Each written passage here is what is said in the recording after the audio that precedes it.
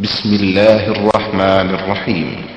ومن أحسن قولا ممن دعا إلى الله وعمل صالحا وقال إنني من المسلمين.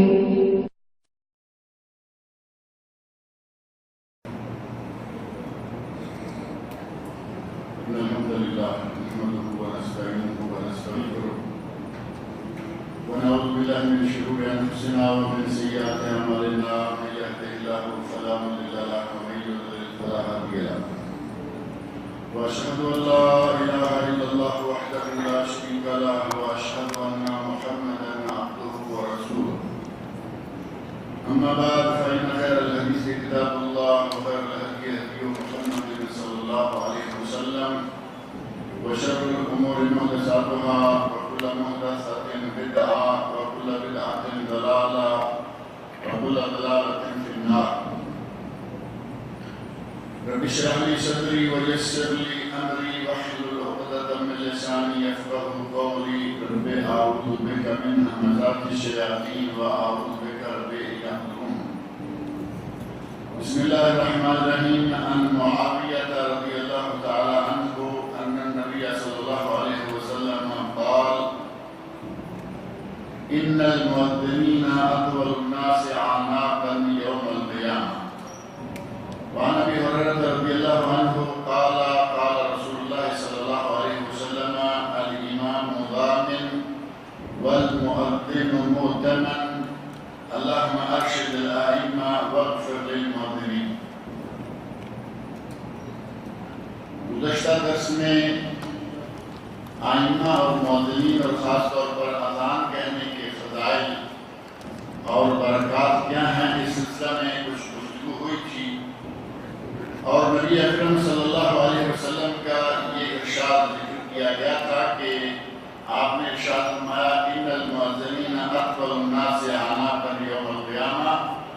قیامت کے دن اذان کہنے والے مؤذن لمبی گردنوں والے یعنی محشر کے میدان میں خوبصورت لوگ ہوں گے.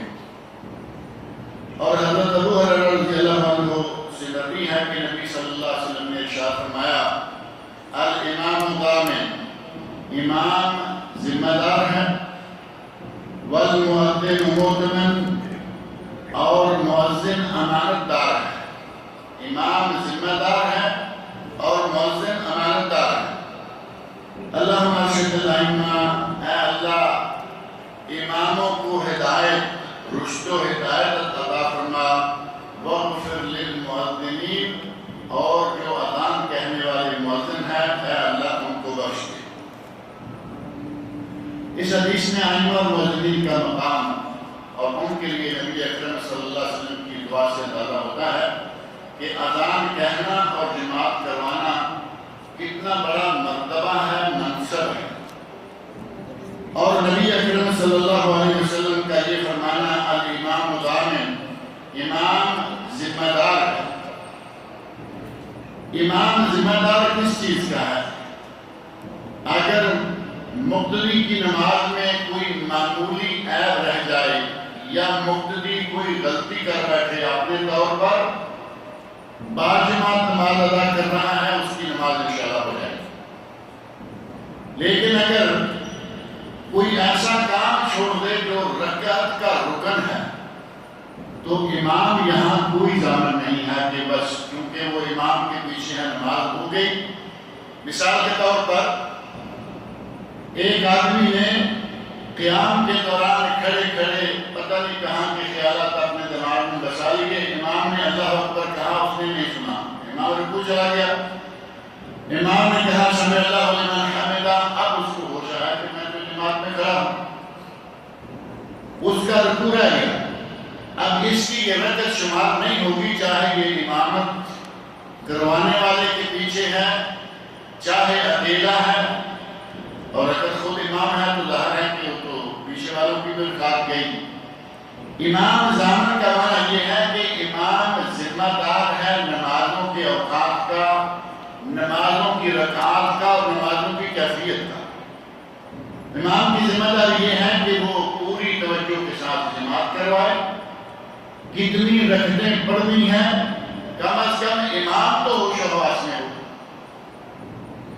مقتدیوں کا معلوم ہے، کئی مرتبہ ایسا سننے میں آتا ہے کہ امام نے جماعت کروائی، مقتدیوں میں سے کسی نے لقمہ نہیں دیا، 3 رکعتوں کے بعد 4 رکعتوں والی نماز کی امام نے سلام پھیر دیا۔ رکعتیں 4 تھیں لیکن امام نے 3 کے بعد سلام پھیری، سب نے سلام پھیری۔ بعد میں کسی نے کہا کہ شاید کوئی 1 رکعت کم ہوئی ہے، یعنی مقتدیوں کا یہ حال ہے کہ کسی کو ہوش نہیں آیا کہ امام نے 4 رکعتیں پڑھنی تھی، 3 کے بعد تشہد یا قاعدہ کے لیے بیٹھ گیا ہے، لہذا نبی اکرم صلی اللہ علیہ وسلم نے ارشاد فرمایا کہ امام ضامن ہے، امام ذمہ دار ہے، وہ کوشش کرے کہ رکعتوں کی تعداد میں کمی بیشی نہ ہو۔ اور اسی طرح نمازوں کی محافظت، نمازوں کی بر وقت ادائیگی کے لیے وہ خود پابندی کرے، لوگوں کی بھی پابندی ہو جائے گی۔ مغرب کی اذان ہوئی اور امام صاحب غائب ہیں، مقتدی انتظار میں ہے کہ امام صاحب آئیں گے تو جماعت کروائیں گے، ہر آدمی تو جماعت بھی نہیں کروا سکتا، تو امام کو چاہیے کہ وہ اپنی ذمہ داری ادا کرے، بر وقت نمازیں ادا کروائے اور نمازوں کی رکعتوں کا صحیح اہتمام کرے۔ اسی کے لیے نبی صلی اللہ علیہ وسلم نے دعا فرمائی، اللہم ارشد الائمہ، اے اللہ ائمہ کو ہدایت دے، ان کو نماز پڑھانے کی کیفیت، نمازوں کی پابندی اور رکعتوں کے اہتمام کی توفیق دے۔ اور فرمایا والمؤذن مؤتمن، اور مؤذن امانت دار ہے۔ مؤذن کس چیز کا امانت دار ہے؟ بر وقت اذان کہے، نماز کا وقت ہو جائے تو اذان کہے، کیونکہ اس کے اذان کہنے کے ساتھ نمازوں کا بھی تعلق ہے اور لوگوں کے روزے کا بھی تعلق ہے۔ اگر امام لاپرواہی کرتا ہے، اٹھا اذان کہہ دی اور ابھی دن باقی ہے، کیا اثر پڑے گا؟ جنہوں نے روزہ رکھا ہوا ہے، اذان کی آواز سنتے ہی وہ تو روزہ کھول لیں گے اور تھوڑی دیر کے بعد سورج نکل آئے، تو یہ امام مؤذن کی لاپرواہی کا نتیجہ ہے۔ نبی صلی اللہ علیہ وسلم ارشاد کرتے ہیں المؤذن مؤتمن، مؤذن امانت دار ہے، اسے چاہیے کہ اوقات نماز کا مکمل اہتمام اور خیال کرے تاکہ لوگوں کی نمازیں اور ان کے اوقات، ان کے روزے خراب نہ ہونے پائے، کیونکہ مؤذن کے نام پر روزے والے روزہ بھی کھولیں گے، نماز پڑھنے والے نماز کے لیے آئیں گے، اگر قبل از وقت اذان کہہ دے گا تو وہ اذان شمار بھی نہیں ہوگی، گویا کہ لوگوں نے بغیر اذان کے ہی نماز ادا کر لی۔ لہذا نبی صلی اللہ علیہ وسلم نے مؤذنین کے لیے فرمایا کہ امانت دار ہونے چاہیے۔ اور دوسری امانت داری مؤذن کی یہ ہے کہ مؤذن آج تو محراب کے اندر کھڑے ہوئے اذان کہیں کہیں ادھر ادھر نہیں جانا، پہلے مؤذن کے لیے ضروری ہوتا تھا کہ وہ محلے کے کسی اونچے مقام پر کھڑا ہو جائے تاکہ اس کی آواز لوگوں کو دور دور تک جائے۔ اب اونچے مکان پر کھڑے ہونے کا معنی یہ ہے کہ دائیں بائیں جو گھر ہیں ان میں ان کی اس کی نظر جا سکتی ہے، اس کو امانت دار ہونا چاہیے کہ وہ لوگوں کے گھروں میں نہیں جاتے بلکہ اپنا کام کرے، اونچی جگہ کھڑا ہوا اور اذان کہی اور نکل آئے، یہ نہیں کہ ہم لوگوں کے گھروں میں بھی دیکھتا رہے کہ کس گھر میں کون ہے، کیا ہو رہا ہے، اس کو اس بات کا پورا اہتمام کرنا چاہیے۔ اسی لیے نبی صلی اللہ علیہ وسلم نے مؤذنین کے لیے دعا کی وَغْفِرْ لِلْمُؤَذِّنِينَ، اے اللہ مؤذنوں کو معاف کر دے، یعنی ان سے جو کمی کوتاہی ہو جائے گی، کہیں کسی گھر میں جان لیا، کبھی بے موقع اذان کہہ دی، اے اللہ ان کو معاف کر دے۔ اور حضرت ابو سعید خدری رضی اللہ عنہ کہتے ہیں انی اراک تحب الغنم والبادیہ، دوسرے صحابی سے یہ راوی حدیث میں ہے، وہ ہیں عبد الرحمن بن عبداللہ بن عبد الرحمن بن ابو صعصع الانصاری ثم المازنی، وہ اپنے والد سے بیان کرتے ہوئے کہتے ہیں کہ انہوں نے انہیں بتایا کہ ابو سعید خدری رضی اللہ عنہ نے انہیں کہا انی اراک تحب الغنم والبادیہ، میں دیکھتا ہوں کہ تمہیں بھیڑوں کے ساتھ رہنے اور جنگل میں گھومنے پھرنے کا بڑا شوق ہے، یعنی بھیڑیں چرانا اور جنگل میں ان کو لیے بھرنا، اس کا تمہیں بڑا شوق ہے۔ فَإِذَا كُنْتَ فِي غَنَمِكَ أَوْ بَادِيَتِكَ، الصلاۃ، جب تم اپنی بکریوں کو چرا رہے ہو یا کسی بھی دوسرے سبب سے جنگل میں ہو، بادیہ میں ہو، صحرا میں ہو، اور اذان کہو نماز کے لیے، فرفع صوتک بالنداء، تو اذان کو بلند آواز کے ساتھ پوری قوت کے ساتھ کہو۔ یہ نہیں کہ میں تو اکیلا ہوں، بھیڑیں ہیں، بکریاں ہیں، جنگل میں اکیلے بھی اذان کہو تو پوری قوت کے ساتھ کہو۔ فَإِنَّهُ لَا يَسْمَعُ مَدَى صَوْتِ الْمُؤَذِّنِ جِنٌّ وَلَا إِنسٌ وَلَا شَيْءٌ إِلَّا شَهِدَ لَهُ يَوْمَ الْقِيَامَةِ، اس مؤذن کی اذان جو جن سنے گا، جو انسان سنے گا، اور جو چیز بھی سنے گی، قیامت کے دن اس کے لیے گواہی دے گی۔ جو چیز بھی سنے گی، یعنی پرندہ ہے، درخت ہے، کچھ بھی ہے، جہاں جہاں تک اس کی آواز پہنچے گی، قیامت کے دن اس کے لیے گواہ ہو جائیں گے کہ یا اللہ تیرے اس بندے نے تیرا نام بلند کیا تھا۔ لہذا اگر کہیں کوئی اکیلا بھی ہو اور نماز پڑھنا چاہے تو اس کے لیے مسنون ہے، مستحب ہے کہ وہ اذان کہے، اقامت کہے اور اس کے بعد نماز پڑھے۔ نماز اذان کا پس منظر کیا ہے، یہ شروع کب ہوئی، کیسے ہوئی، اس سلسلہ میں مشہور و معروف حدیث ہے جو کہ مسند امام احمد، ابو داود، ترمذی اور حدیث کی کئی دیگر کتابوں مثلا ابن خزیمہ، ابن ماجہ، ابن حبان، سنن کبری بیہقی اور دارمی میں آئی ہے، اور کبار محدثین کرام نے اس حدیث کو صحیح قرار دیا ہے، جن میں سے امام بخاری، امام ذہبی اور امام نووی، اس طرح علامہ البانی رحمۃ اللہ علیہ بھی ہیں۔ وہ کہتے ہیں کہ اس حدیث کے صحیح ہونے کے ساتھ اس کا پس منظر کیا ہے۔ عبداللہ بن زیاد رضی اللہ عنہ بیان کرتے ہیں، لما امر رسول اللہ صلی اللہ علیہ وسلم بالناقوس يعمل ليضرب به الناس لجمع الصلاة، نبی اکرم صلی اللہ علیہ وسلم نے اپنے صحابہ سے مشورہ کیا کہ نماز باجماعت ادا کرنے کے لیے لوگوں کو اطلاع کیسے دی جائے کہ نماز کا وقت ہو گیا اور ہم جماعت کروانے والے ہیں۔ مختلف رائے آئیں، کسی نے کہا کہ دف بجائی جائے، کسی نے کہا کہ ناقوس بجایا جائے، کسی نے کوئی رائے کی، مختلف آراء سامنے آئیں، اور حضرت عبداللہ بن زید رضی اللہ عنہ کہتے ہیں میں سویا ہوا تھا، یعنی یہ بات چل رہی ہے کہ اذان کے لیے کیا رنگ اختیار کیا جائے یا لوگوں کو نماز کا وقت بتانے کے لیے کیا کیا جائے۔ کہتے ہیں کہ میں سویا ہوا تھا، ایک آدمی خواب میں میرے پاس سے گزرا، اس کے ہاتھ میں ناقوس ہے، ناقوس آواز جو زوردار آواز نکالتا ہے، وہ ناقوس اس کے ہاتھ میں ہے۔ میں نے اسے پوچھا کہ اے اللہ کے بندے، تبی ان ناقوس، کیا یہ ناقوس بیچتے ہو؟ یعنی ہمیں چونکہ باتوں میں آیا تھا کہ ناقوس بجا لیں، تو کیا یہ ناقوس بیچتے ہو؟ اس نے کہا بلا، وما تصنع بہ، میں بیچوں نہ بیچوں تم ناقوس کا کیا کرو گے؟ اس کے ہاتھ میں ناقوس ہے، گزر رہا ہے، یہ کہتے ہیں کہ یہ ناقوس بیچنے کے لیے تیار ہو۔ اس نے کہا کہ تم ناقوس کا کیا کرو گے؟ فَقُلْتُ نَدْعُو بِهِ إِلَى الصَّلَاةِ، میں نے اس آدمی سے کہا کہ ہم لوگوں کو ناقوس بجا کر نماز کے لیے بلائیں گے۔ قال، اس آدمی نے کہا افلا ادلک علی ما هو خیر من ذلک، میں تمہیں وہ بات نہ کہوں جو اس سے بہت ہی بہتر ہے، بجائے اس کے کہ تم ناقوس یا یہ بوق بجاؤ، اس کی بجائے میں وہ طریقہ نہ بتاؤں جو کہ اس سے بہت بہتر ہے۔ فقلت له بلا، میں نے کہا کہ کیوں نہیں، اگر اس سے بہتر کوئی طریقہ ہے تو بتاؤ۔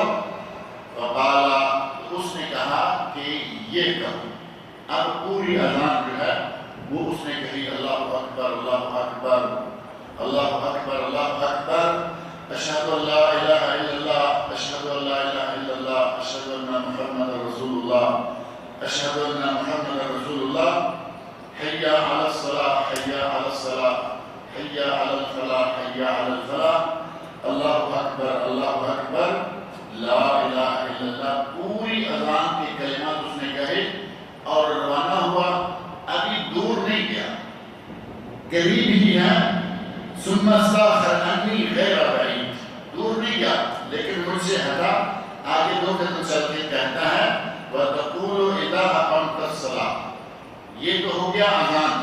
لیکن جب جماعت کھڑی کرنا چاہو اس وقت یہ الفاظ کہو، اور وہ الفاظ جو ہیں وہ اذان سے آگے ہیں، جو کہ معروف آپ سنتے ہیں، اللہ اکبر اللہ اکبر، اشہد ان لا الہ الا اللہ، اشہد ان محمد رسول اللہ، حی علی الصلاۃ حی علی الفلاح. اور یہاں اضافہ ہے قد قامت الصلاۃ قد قامت الصلاۃ، اللہ اکبر لا الہ الا اللہ. یہ اقامت کے الفاظ اس نے سکھائے اور آدمی غائب ہو. کہتے ہیں کہ میں نبی اکرم صلی اللہ علیہ وسلم کی خدمت میں حاضر ہوا اور آگے آپ کو میں نے یہ خبر دی کہ میں نے خواب میں یہ دیکھا.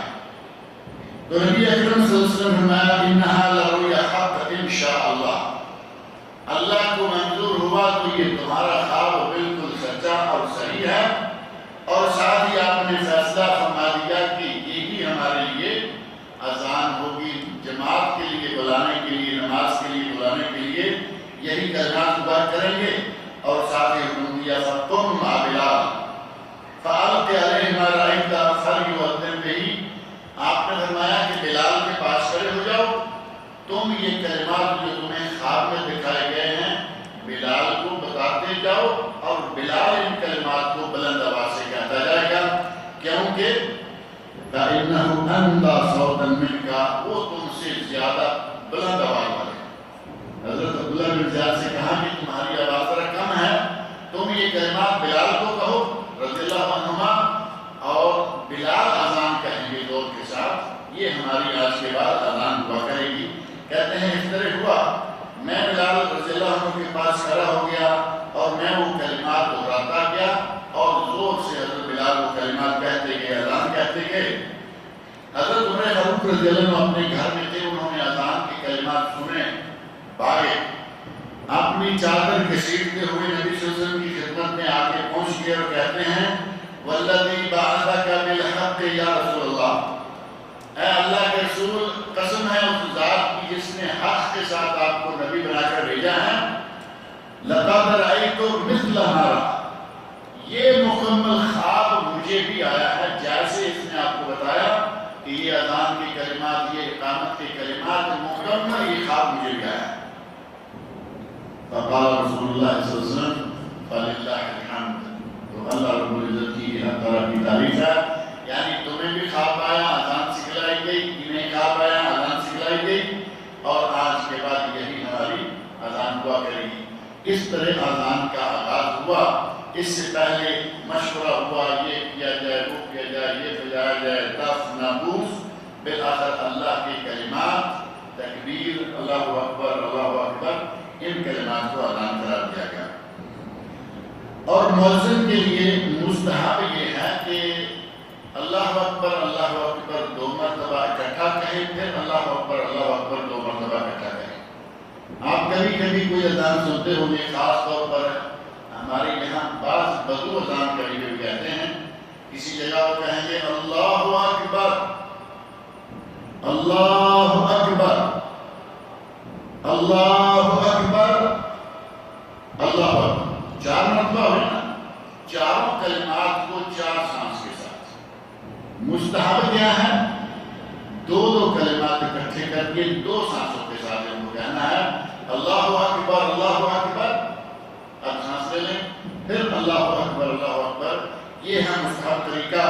اور اس سلسلے میں حضرت عمر فاروق رضی اللہ عنہ سے نقل حدیث ہے جس میں کہتے ہیں کہ نبی اکرم صلی اللہ علیہ وسلم نے ارشاد فرمایا اذا قال المؤذن اللہ اکبر فقال احدكم اللہ اکبر، جب مؤذن کہے اللہ اکبر، تم میں سے کوئی شخص کہے اللہ اکبر، گویا کہ نبی صلی اللہ علیہ وسلم نے اذان کے ان کلمات کو کہنے کا طریقہ بتا دیا.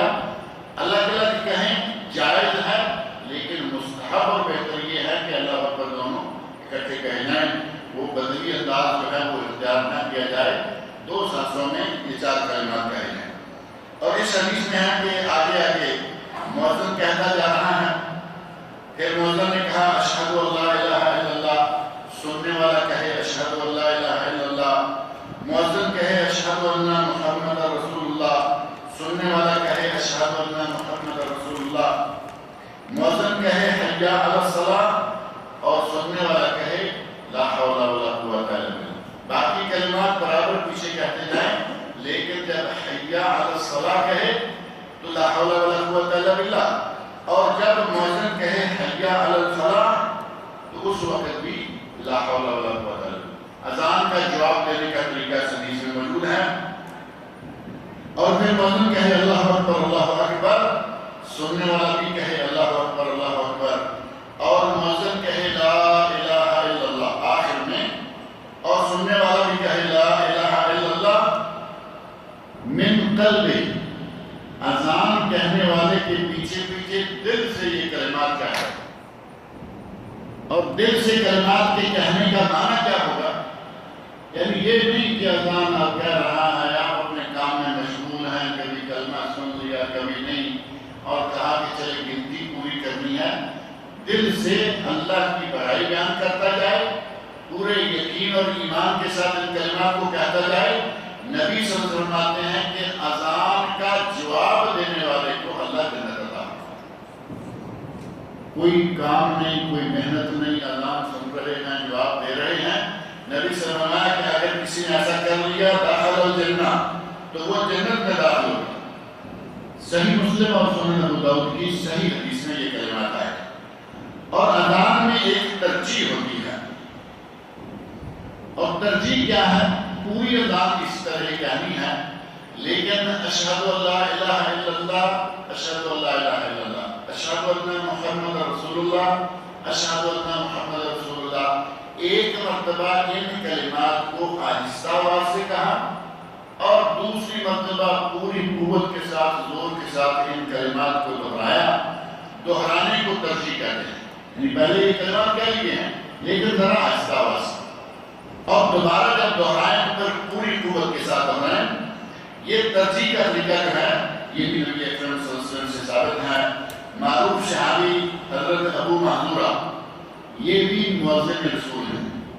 عبداللہ بن زید رضی اللہ عنہ جن کی یہ پہلی اذان کی حدیث ہے، اور حضرت ابو محذورہ رضی اللہ عنہ اور حضرت بلال رضی اللہ عنہ، یہ تینوں نام معروف ہیں کہ یہ اذان کہا کرتے تھے. کہتے ہیں کہ نبی اکرم صلی اللہ علیہ وسلم نے مجھے اذان سکھلائی، اور اس میں اللہ اکبر، اشہد ان لا الہ الا اللہ، اشہد ان لا الہ الا اللہ، اشہد ان محمد رسول اللہ، اشہد ان محمد رسول اللہ ایک مرتبہ یہ کہا، اور پھر اشہد ان لا الہ الا اللہ واپس ہوئے. ان شہادتین کو دوبارہ کہا، لیکن اس کے لیے کہا گیا ہے کہ پہلی مرتبہ ذرا آرام سے، کم آواز سے، اور دوسری مرتبہ پوری قوت کے ساتھ یہ کلمات کہے جائیں. اور اس کے بعد باقی نماز جو ہے وہ اسی ہے، باقی اذان اسی طرح ہے. حی علی الصلاۃ 2 مرتبہ، حی علی الفلاح 2 مرتبہ، اور آخر میں اللہ اکبر لا الہ الا اللہ. تو یہ جو ترجیح ہے یہ ثابت ہے، سنت رسول ہے، اور حدیث میں یہ بات باقاعدہ موجود ہے. اور یہ صحیح بخاری، صحیح مسلم وغیرہ کی حدیث میں سے ہے. لہذا کبھی کبھی کہیں آپ نے بھی شاید سنا ہوگا، کہیں ترجیح کے ساتھ مؤذن اذان کہتے ہیں. ہمارے یہاں ہمارے گاؤں میں ہمارے مولانا اللہ رب العزت ان کی مغفرت فرمائے، وہ موقع پر موقع ایسے کہا کرتے تھے، کبھی فجر میں، کبھی عشاء میں، کبھی مغرب میں. تو یہ سنت ہے، اور اس سنت پہ عمل کرنا چاہیے، چاہے کبھی کبھی کہنا ہو. اور جہاں تک اذان میں الصلاۃ خیر من النوم کے الفاظ ہیں، ان کے بارے میں آپ نے سنا ہوگا. عموماً کہا جاتا ہے کہ یہ حضرت عمر فاروق رضی اللہ عنہ نے شروع کروائے. شیعہ نے خاص طور پر، ان کی تو بد فطرتی اسی سے معلوم ہے کہ وہ تو نام لینا گوارا نہیں کرتے. ابو بکر صدیق ہوں، عمر فاروق ہوں، عثمان غنی ہوں، ان کو تو اللہ واسطے کا ان کے ساتھ بیان رضی اللہ عنہ اجمعین. کہتے ہیں کہ الصلاۃ خیر من النوم عمر نے شروع کروائی تھی، کہ اذان میں نہیں ہے. اپنا جو کلمہ ہے لا الہ الا اللہ علی وصلی اللہ، وہ کہاں سے آ گیا؟ وہ داخل کر لیا، لیکن جو کلمہ نبی صلی اللہ علیہ وسلم سے ثابت ہے اس کے بارے میں شور مچاتے رہتے ہیں کہ کلمہ یہ حضرت عمر نے داخل کیا، جبکہ صحیح اور حسن درجہ کے اسناد سے ثابت ہے. کہ یہ کلمات نبی صلی اللہ علیہ وسلم نے سکھلائے. حضرت عبداللہ بن عمر رضی اللہ عنہما کہتے ہیں کان فی الاذان الاول بعد الفلاح، پہلی اذان، اقامت اور اذان دونوں کو اذان کہا گیا.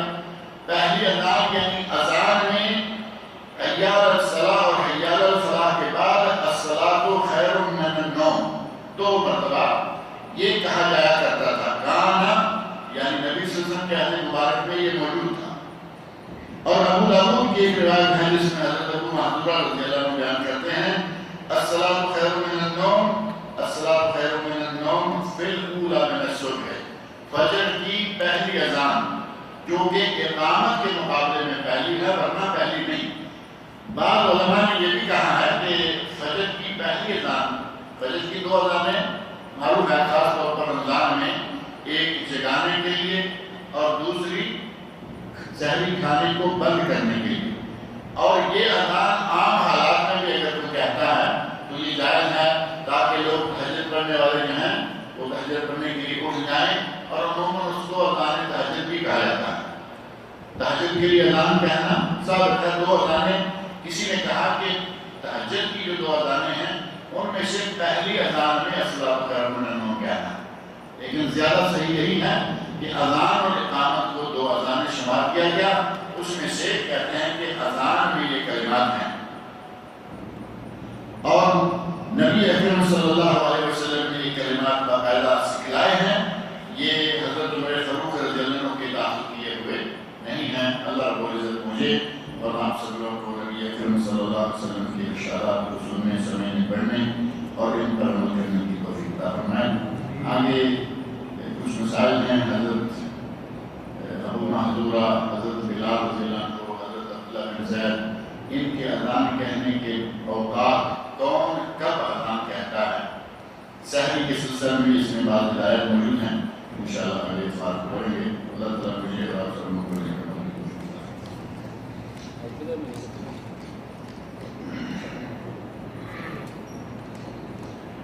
ایک آدمی نے منت مانی کہ اگر میری بیٹی کے گھر بچہ ہوا تو میں بکرے دوں گا، اور اپنی بیوی کو کہا کہ میں اگر مر بھی گیا تو یہ کام تم کرنا. یہ ویسے نہ بھی کہتے، تب بھی ضروری ہے کہ اگر شوہر نے منت مانی یا باپ نے منت مانی اور وہ منت کا وقت آنے سے پہلے مر جائے تو اس کی اولاد پر واجب ہے کہ اس کو پورا کرے. حتیٰ کہ منت کے روزے بھی مرنے کے بعد اس کے بعد سب کے ذمہ ہوتے ہیں وہ ادا کرنے ہوتے ہیں. فرض روزے ہیں، رمضان میں آدمی بیمار ہو گیا، روزے نہیں رکھ سکا، وہ اس پہ فرض ہوئے نہیں ہوا ہے. بیمار تھا، اگر تندرست ہوتا تو روزے رکھتا، وہ تندرست ہوا نہیں، فوت ہو گیا، وہ روزے نہیں رکھے جائیں گے. لیکن اگر اس نے منت مانی پہلے اور کہا کہ فلاں وقت ادا کروں گا اور وہ وقت اس پہ نہیں آیا تو وہ منت کے روزے جو ہیں، نظر کے روزے، ان کو وارث کی رکھیں گے. یہی معاملہ یہاں بھی ہے. اب وہ آدمی مر گیا ہے، کہتے ہیں کہ جس نے یہ نظر مانی تھی یا منت مانی تھی وہ آدمی مر گیا ہے اور بیوی وہ کام کرنا چاہ رہی ہے، لیکن وہ چاہ رہی ہے کہ بکروں کی قیمت کے برابر پیسے وہ کسی کی شادی میں لے دے. اصل میں یہ عقیقے کے بکرے ہیں کہ میری بیٹی کے یہاں بچہ ہوا تو میں بکرے دوں گا. اگر تو یہ عقیقے کے بکرے ہیں تو یہ بکرے ہی دینا ہوں گے. بکروں کی جگہ یہ لاکھوں روپے بھی اگر خرچ کرے گا تو وہ بکروں والا ثواب نہیں ملے گا. جیسا کہ عید قربان یا عید الاضحیٰ، بڑی عید پر اگر کوئی بکرا ذبح نہیں کرتا، وہ کہتا ہے کہ 500-600 ریال کا بکرا آتا ہے، میں یہ 500-600 ریال غریبوں میں بانٹ دیتا ہوں. نبی صلی اللہ علیہ وسلم کی بعض روایات احادیث سے پتہ چلتا ہے کہ عید کے دن اگر کوئی سونا چاندی بھی بانٹتا رہے، جانور کے خون کے قطرے کا مقابلہ نہیں کر سکتا. لہذا یہ بعض لوگوں نے غلط رویہ شروع کیا اور لوگوں میں پھیلانا شروع کر دیا، خاص طور پر منکرین حدیث جو نبی اکرم صلی اللہ علیہ وسلم کی حدیث کے منکر ہیں اور لوگوں کو حدیث رسول سے ہٹانے کے مختلف ہتھکنڈے استعمال کرتے رہتے ہیں. وہ کہتے رہتے ہیں کہ ہر سال گھر گھر قربانی فیس ٹو فیس کیا کہتے ہیں ہوم ٹو ہوم سیکریفائس کہ یہ اتنے بکرے ذبح کر دیتے ہیں، یہ کر دیتے وہ کرتے، اگر یہ نہ کریں تو اتنے غریبوں کی شادی ہو جائے، اتنے مسکینوں کا یہ ہو جائے، اتنا یہ باتیں عبادتوں کی قیمت لگانے والی باتیں۔ اللہ رب العزت سب سے زیادہ بہتر جاننے والا ہے کہ کس وقت کیا ہونا چاہیے۔ نبی صلی اللہ علیہ وسلم فرما گئے ہوتے کہ بھائی غریب آدمی نظر آئے تو پیسے دے دو، اگر غریب آدمی نظر نہ آئے تو جانور ذبح کر دو، ایسی کوئی بات نہیں۔ نبی صلی اللہ علیہ وسلم نے جانور ذبح کرنے کا حکم دیا، عقیقے پر بھی اور قربانی پر بھی۔ آپ کیش چاہے کتنا بانٹ لیں وہ ثواب نہیں ملے گا جو کہ قربانی کا ہے۔ لہٰذا اس خاتون کو چاہیے کہ اگر وہ عقیقے کے طور پر بکرے دینے تھے، جیسے کہ ان کے شوہر نے منت مانی، تو وہ بکرے ہی ذبح کریں، اور اگر بکرے بچے کے باپ نے کرنے ہیں، ظاہر کا داماد ہے، اگر عقیقہ اس نے کرنا ہے، انہوں نے ویسے ہی نیت کی تھی، تو جو منت انہوں نے مانی ہے اس منت کو اسی حالت میں پورا کرنا ضروری ہے۔ اللہ تعالیٰ مجھے آپ سب لوگوں کو لے کے